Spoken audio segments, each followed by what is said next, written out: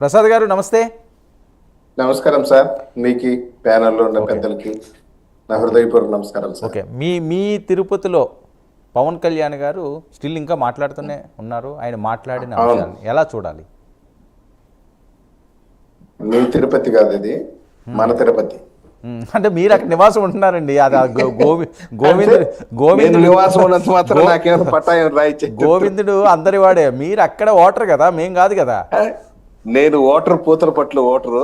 Okay, మాది what ever it. Puthalapattu నియోజకవర్గం. Okay. ఏదేమైనప్పటికీ మన తిరుపతి అందరి వాడు. ఆయన కొందరి వాడుగా చేయాలనేసి కొందరు కుట్ర పన్నారు. ఆ కుట్రలన్నీ తిప్పికొట్టి ఈరోజు అఖిలాండ కోటి బ్రహ్మాండ నాయకుడు దేవదేవుడి పైన గత 5 సంవత్సరాలు జరిగినటువంటి నేరాలు, ఘోరాలు, పాపాలు ఇవన్నీ ఒక వ్యాపార కేంద్రంగా మార్చేశారు. దేవదేవుణ్ణి ఏ విధంగా చేశారంటే తమ సొంత ఎస్టేట్ లాగా, తమ సొంత ప్రాపర్టీ లాగా చేసేసారు. గత 5 ఏళ్ల పరిపాలన అడిగే నాదుడే లేదు. ఒక రకంగా చెప్పాలంటే ఆపద ముక్కులవాడ అనాథ రక్షక అని అంటాం. అటువంటి ఆపద ముక్కులవాడే ఆ 5 ఏళ్ళ ఆపదలు పడిపోయినాడు ఆయన.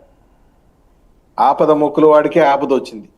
ఈ పరిస్థితుల్లో పవన్ కళ్యాణ్ గారి ఆధ్వర్యంలో ఈరోజు ప్రాయశ్చిత్త యాత్ర చేసి కోట్లాది మంది హిందూ భక్తుల యొక్క మనోభావాలను కాపాడడానికి ఆయన నడుం చుట్టడం జరిగింది.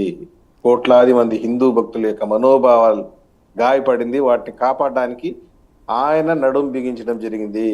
గౌరవ రాష్ట్ర ముఖ్యమంత్రి నారా చంద్రబాబు నాయుడు గారు ఆ మధ్య ప్రెస్ మీట్ పెట్టి చాలా క్రిస్టల్ క్లియర్ గా చెప్పడం జరిగింది.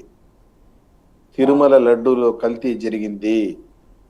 పరమ పవిత్రమైనటువంటి తిరుమల లడ్డూలో ఏదైతే నెయ్యి ఉందో దాంట్లో ఆవు కొవ్వు, అదే విధంగా పంది నుండి తీసిన కొవ్వు, అదే విధంగా ఓకేలేండి. అవన్నీ మనం చెప్పాము కదా, సుప్రీంకోర్టులో ఉన్నది. రిజల్ట్ ఏంటన్నా చూద్దాం. మీరు సిట్టు కూడా వేసారు కాబట్టి మళ్ళీ అక్కడికి వెళ్తే మనం దీని ఎండ్ అవ్వదు.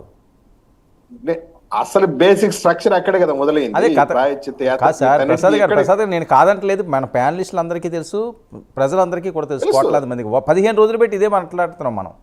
ఇప్పుడు ఏంటి అసలు అసలు ఈ మొత్తం చర్చకు మూల కారణం ఎక్కడ మూలం స్టార్ట్ అయింది? అక్కడే కదా. ఓకే. సో దానికి సంబంధించి అదేనండి, సుప్రీంకోర్టులో ఉన్నది, సిట్ ఉంది. అది రిజల్ట్ వచ్చిన తర్వాత మళ్ళీ దాని గురించి డిస్కస్ చేద్దాం. అసలు కలిసిందా కలలేదా అని. సరే, సుప్రీంకోర్టు అనేక ప్రశ్నలు అడిగింది. దానికి రేపు విచారం జరిగి జడ్జిమెంట్ వస్తుంది. సరే, మీరు చెప్పిన దాని డిఫరెంట్ ఆస్పెక్ట్. తిరుమల కొండని అఖిలాండ కోటి బ్రహ్మాండ నాయకుడిని ఒక పెద్ద వ్యాపార కేంద్రంగా మార్చేసి ఒక మాఫియా సెంటర్ లాగా చేసేశారు. ఈ రోజు పవన్ కళ్యాణ్ గారు ప్రాయశ్చిత్త యాత్ర పూర్తి చేసి వారాహి డిక్లరేషన్ లో చాలా కఠినంగా సూటిగా హెచ్చరించారు. జగన్మోహన్ రెడ్డిని, వైసీపీని ఒక్క సీటుకే పరిమితం చేస్తాం. ఆ రోజు అవహేళనగా మాట్లాడినారు. నిన్న అసెంబ్లీ గేటు కూడా తాకనివ్వమని చెప్పారు పవన్ కళ్యాణ్ గారు. ఈ రోజు ఆయన్ని అసెంబ్లీ గేటు తాకనివ్వకుండా చేశారు జగన్మోహన్ రెడ్డిని. ఈ రోజు మళ్ళీ పవన్ కళ్యాణ్ గారు 7 కొండల వాడి పాదాల చెంత నిలబడుకుని నిన్ను ఒక్క సీటుకే పరిమితం చేస్తారని చెప్పారు. అది జరిగి తీరుతుంది. ఈ రోజు జగన్మోహన్ రెడ్డి చెలగాటం ఆడుకునింది కోట్లాది మంది హిందూ భక్తులతో కాకుండా 7 కొండల వాడితోనే చెలగాటమాడాడు ఆయన. ఆయన్నే ఈరోజు టార్గెట్ చేసేసాడు. నేను ఒకటే చెప్పాను, మొన్న ఆ మధ్య చెప్పాడు జగన్మోహన్ రెడ్డి, నేను వస్తున్న తిరుమల కొండకి నడుచుకుంటూ తిరుమల కొండ మెట్లెక్కి వస్తానని చెప్పాడు. వచ్చి అఖిలాండం దగ్గర నిలబడి నేను ఏ తప్పు చేయలేదని ప్రమాణం చేయాల్సినటువంటి వ్యక్తి రాకుండా డుమ్మా గుట్టేశాడు.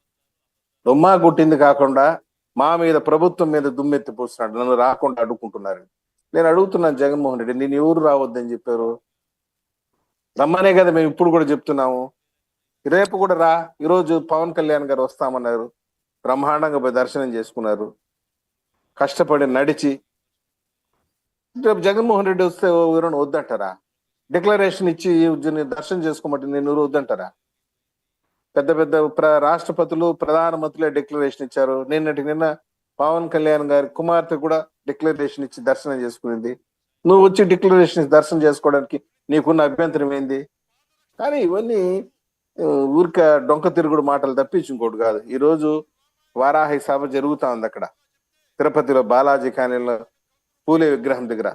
కనీ విని ఎరుగున రీతిలో జనం పోటెత్తున్నారు. హిందూ భక్తులైతే ఏమి, తెలుగుదేశం పార్టీ కార్యకర్తలేమి, జనసేన కార్యకర్తలేమి, బీజేపీ కార్యకర్తలేమి, నా భూతు నా భవిష్యత్ అనే విధంగా జరుగుతాం. సో ఇదేంటి, ఇది ఒక హెచ్చరిక లేకపోతే ఇలా జరుగుతుంది ఈ ధర్మాన్నో లేకపోతే సనాతన ధర్మాన్ని మనం కాపాడాలా అని చెప్పి ఒక మెసేజ్ అనుకోవాలా?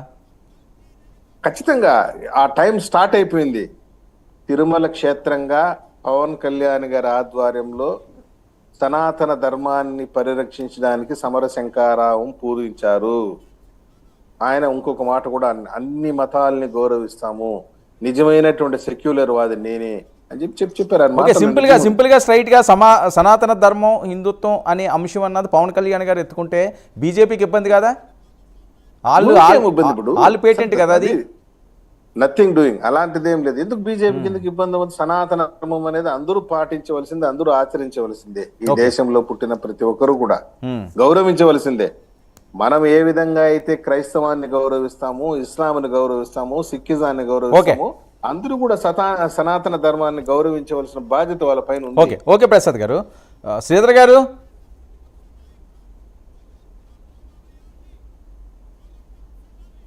నమస్తే అండి. ఓకే, నమస్తే శ్రీధర్ గారు. వారాహి డిక్లరేషన్ జగన్మోహన్ రెడ్డి గారికి డైరెక్ట్ హెచ్చరిక.